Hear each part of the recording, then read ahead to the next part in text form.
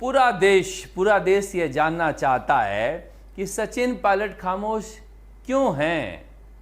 ऐसा क्या हो गया कि सचिन पायलट कुछ बोल ही नहीं रहे।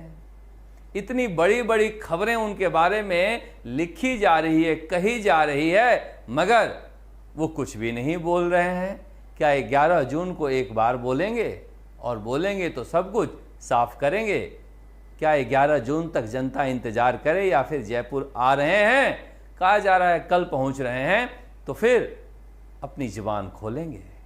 इस बीच दिल्ली में जैसा कि खबर राजस्थान तक को मिली है कि लगातार मल्लिकार्जुन खड़गे कांग्रेस के राष्ट्रीय अध्यक्ष और कांग्रेस के महासचिव, संगठन महासचिव केसी वेणुगोपाल सचिन पायलट के साथ संपर्क में हैं, और इसी वजह से प्रभारी सुखजिंदर सिंह रंधावा के सुर भी बदले हुए हैं। कहा था ना हमने कि बच्चा रोता नहीं है तो मां भी दूध नहीं पिलाती है। तो क्या सचिन पायलट के बारे में खबरें छपी है, इसीलिए सचिन पायलट को लेकर इतनी गंभीरता बढ़ती जा रही है? क्या वाकई सचिन पायलट को लेकर कांग्रेस गंभीर है? अभी नहीं कह सकते इस बात को लेकर, क्योंकि देखिए सचिन पायलट के समर्थकों में, कांग्रेसियों में एक उत्साह है।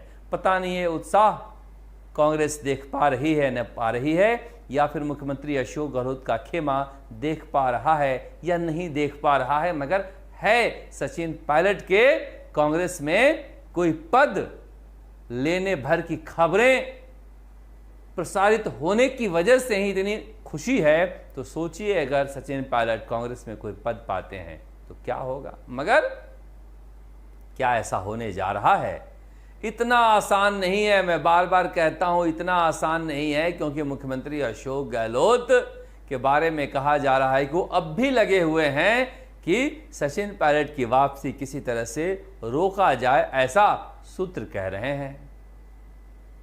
अब तो राहुल गांधी की आने की तारीख भी करीब करीब तय हो गई है, 5-10 दिनों में वो आ जाएंगे ऐसा कहा जा रहा है। तो क्या कांग्रेस 11 जून तक इंतजार करेगी सचिन पायलट के कदम उठाने का, या उससे पहले कोई घोषणा हो जाएगी? क्योंकि कहा जा रहा है कि सचिन पायलट और अशोक गहलोत दोनों को पता है कि करना क्या है, ऐसा सुखजिंदर सिंह रंधावा कह रहे हैं। अब रंधावा यहाँ पर फीडबैक ले रहे हैं। फीडबैक क्यों ले रहे हैं, क्या ले रहे हैं? मुझे लग रहा है भरत सिंह ने कह ही दिया है कि जीत का फॉर्मूला वही है। उस फॉर्मूले को लेकर अगर फीडबैक लेने सुखजिंदर सिंह रंधावा, तो मुझे लग रहा है कि वो फीडबैक ईमानदार फीडबैक होगा। मगर भरत सिंह क्या कह रहे हैं? सत्ता का नशा शराब के नशे से भी ज्यादा बड़ा होता है। तो क्या मुख्यमंत्री अशोक गहलोत नशे में है? मैं नहीं कह रहा हूं, उन्हीं के पार्टी के वरिष्ठ विधायक और पूर्व मंत्री कह रहे हैं नशा अगर लत में बदल गई है तो फिर कैसे छूटेगी? और नशा मुक्ति केंद्र कौन भेजेगा किसको? क्योंकि नशे की आदत तो तभी खत्म होती है इंसान की जब या तो पैसे खत्म हो जाएं, या फिर शरीर का कोई अंग काम करना बंद कर दे, या फिर घर वाले समझा बुझा कर नशा मुक्ति केंद्र ले जाएं। मगर ये सब होता हुआ दिखाई दे रहा है क्या आपको? तो होता हुआ क्या दिखाई दे रहा है? होता हुआ ये दिखाई दे रहा है कि सचिन पायलट या तो प्रदेश अध्यक्ष बने या कैंपेन कमेटी के चेयरमैन बने, साथ ही कोई बीच का रास्ता निकले। जो उन्होंने मांगे रखी है बेरोजगारों के लिए, वसुंधरा राजे के सरकार के दौरान जो घोटाले हुए हैं उसकी जांच के लिए, क्योंकि हमारे पास वो दस्तावेज मौजूद हैं जिसमें कोर्ट ने भी खनन घोटाला में वसुंधरा राजे की भूमिका की जांच के लिए कहा था। इसलिए मुख्यमंत्री अशोक गहलोत के पास बहाना भी है।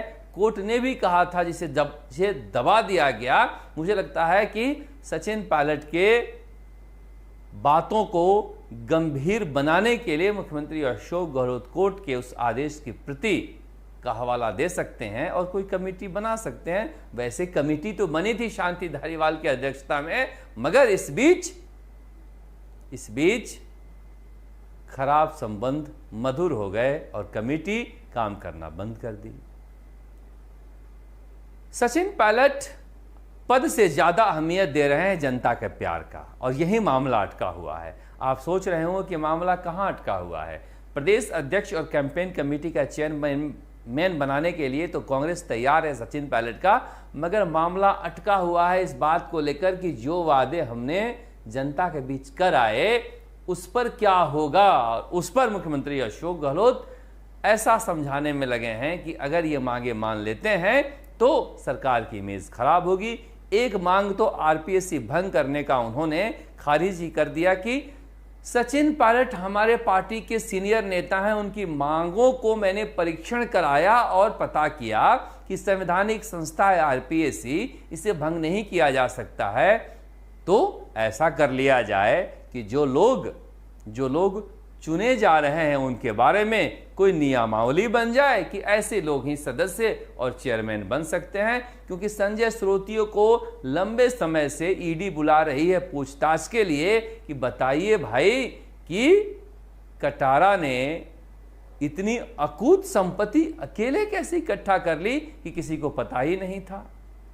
और राजेंद्र राठौड़ कह रहे हैं कि कब कब कौन कौन मेंबर आरपीएससी का अगर संवैधानिक संस्था पर बैठा है तो बार बार मिलने मुख्यमंत्री निवास में क्यों जाता है, इसकी जांच हो जाए। तो मुझे लग रहा है कि मुख्यमंत्री अशोक गहलोत के पास ये मौका है कि जो आरोप लग रहे हैं पेपर लीक को लेकर, आरपीएससी को लेकर या वसुंधरा राजे के भ्रष्टाचार को लेकर, सचिन पायलट के बहाने इस पर प्रहार करें और जनता के बीच छाती तान कर जाएं, क्योंकि 1 और 1 11 हो सकते हैं। मगर अभी भी सचिन पायलट की संभावनाएं खत्म नहीं हुई हैं पार्टी बनाने की। अगर मुख्यमंत्री अशोक गहलोत उनके उठाए मुद्दों पर कोई सहमति नहीं देते हैं तो यकीन मानिए सचिन पायलट के पास कोई विकल्प बचेगा नहीं। और यही वजह है कि उनके लोग पहले ही ये खबर फैला रहे हैं कि वो पार्टी बनाएंगे। और जब उनकी कोई कदर ही नहीं होगी, कोई पूछ ही नहीं होगी, तो क्या करेंगे बैठकर,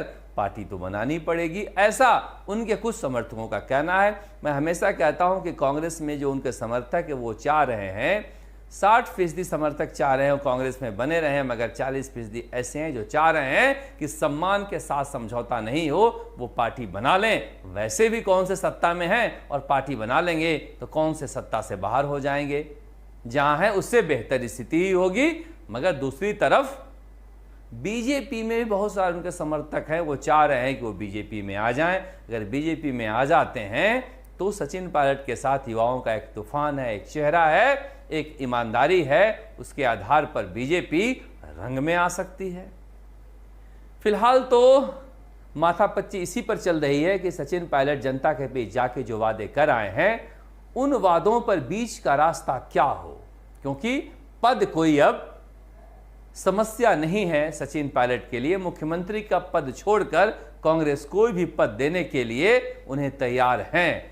मगर सचिन पायलट पेंच फंसा दिए हैं।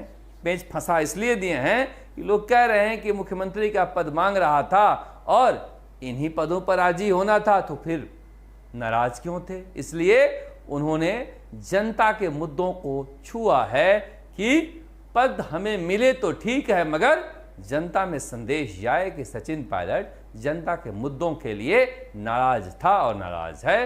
पता नहीं उसमें कितना सफल होंगे, मगर इस बीच मुख्यमंत्री अशोक गहलोत क्या सचिन पायलट को साथ लेकर चल पाएंगे, किसी को यकीन अब भी नहीं हो रहा है और किसी को यकीन आगे भी नहीं है। फिर बीच का रास्ता कोई दिखाई दे नहीं रहा है। मुझे लग रहा है कि जो 2-3 दिनों का सन्नाटा है वो सन्नाटा तूफान के आने से पहले की शांति है। सचिन पायलट का मसला इतनी आसानी से अगर हल हो जाना था तो फिर यह मसला रहना ही नहीं था। हमें इंतजार रहेगा हल होने का। इस बीच हनुमान बेनीवाल एक बार फिर से बीकानेर के डूंगरगढ़ में कल सभा कर रहे हैं। हनुमान बेनीवाल भागते फिर रहे हैं, उन्हें इंतजार है, उन्हें भरोसा है कि सचिन पायलट बाहर आएंगे और वो कह रहे हैं कि 1.5 करोड़ 1.25 करोड़ के आसपास वोट जो है कांग्रेस और बीजेपी को मिलता है और तीसरा खेमा जो है, जो तीसरी पार्टियां हैं वो 80 लाख वोट लेकर जाती हैं। इसे 1.5 करोड़ में बदलना आसान हो जाएगा अगर सचिन पायलट साथ आ जाते हैं। और इसीलिए वो मेहनत कर रहे हैं कि पार्टी के कैडर को खड़ा किया जाए और उन्होंने भी कहा जा रहा है कुछ एजेंसी हायर कर लिए हैं जो कि चुनावी रणनीति बना रहा है, वो भी जाटों के अलावा दूसरी पार्टियों के नेताओं को नेता बनाने जा रहे हैं। और आने वाले दिन आगे आने वाले दिनों में राष्ट्रीय लोकतांत्रिक पार्टी के बहुत सारे नेता आपको दिखाई दे सकते हैं। वो इमेज बदलने पर काम कर रहे हैं, अपने वोटरों को जमीन पर जोड़ने का काम कर रहे हैं। पिछली बार उन्होंने बड़ी बड़ी रैलियां की थी, बड़ी बड़ी रैलियां छोड़कर वो छोटी छोटी सभाओं पर ध्यान दे रहे हैं ताकि कमिटेड लोग राष्ट्रीय लोकतांत्रिक पार्टी से जुड़ पाएं। मगर आखिर में उन्हें भी उम्मीद है कि डॉक्टर किरोड़ी लाल मीणा और सचिन पायलट बीजेपी और कांग्रेस छोड़ सकते हैं और फिर हमारा तीसरा मोर्चा पहला मोर्चा बन सकता है। कांग्रेस की राजनीति पर हमारी नजर रहेगी क्योंकि 2-3 दिनों में बड़ा राजनीतिक घटनाक्रम होने वाला है। मगर सबसे ज्यादा नजरें हमारी होगी पेपर लीक के मसले को लेकर और डॉक्टर किरोड़ी लाल मीणा जो भ्रष्टाचार की पोल खोल रहे हैं उसे लेकर, ईडी को लेकर जिस तरह से प्रतिक्रिया आई है कांग्रेस की, उम्मीद करते हैं कम से कम ऐसी प्रतिक्रिया भ्रष्टाचार को लेकर नहीं आए, क्योंकि जो दिखता है सामाजिक जीवन में वही दिखाई देना चाहिए। सामाजिक जीवन और राजनीतिक जीवन में बड़ा फर्क होता है। इंतजार कीजिए कल तक, आप देखते रहिए राजस्थान तक। नमस्कार, जयपुर से शरद कुमार।